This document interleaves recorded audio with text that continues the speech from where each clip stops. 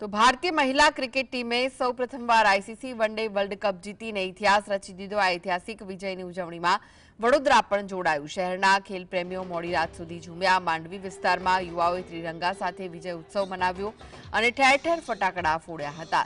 શહેરની દીકરીઓ પણ વર્લ્ડ કપની પ્રતિકૃતિ સાથે ઉજવણીમાં જોડાઈ હતી।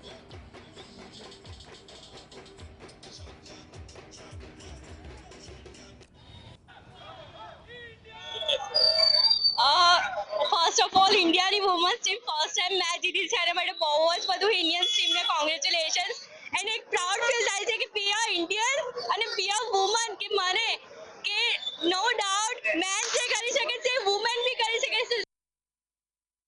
ભારતની વિમેન્સ ટીમે ફરી એક વખત જે રીતે વર્લ્ડ કપમાં વિજય હાંસલ કર્યો છે તેનો ઉત્સાહ વડોદરામાં દેખાઈ રહ્યો છે। આપ જોઈ શકો છો કે મોટી સંખ્યામાં ક્રિકેટ પ્રેમીઓ અહીંયા આગળ વડોદરાના માંડવી વિસ્તારમાં એકઠા થયા છે અને ભારતે જે રીતે સાઉથ આફ્રિકાની મહિલા ક્રિકેટ ટીમને હરાવી છે એની બાદનો આ ઉત્સાહ પ્રથમ વખત કહેવાય છે કે આ વર્લ્ડ કપ ભારતીય ટીમે જીત્યા બાદનો આ ઉત્સાહ છે અને જે રીતે ઉત્સાહ છે એને લઈને લોકો આ માંડવી વિસ્તારમાં દેશની શાન સમા તિરંગા સાથે એ લોકો સેલિબ્રેશન કરી રહ્યા છે। એક પ્રકારના ચોક્કસ કહી શકાય કે ભારતની મહિલા ક્રિકેટરે જે રીતે ક્રિકેટ રમી છે એ કાબેલે તારીફ જરૂર છે।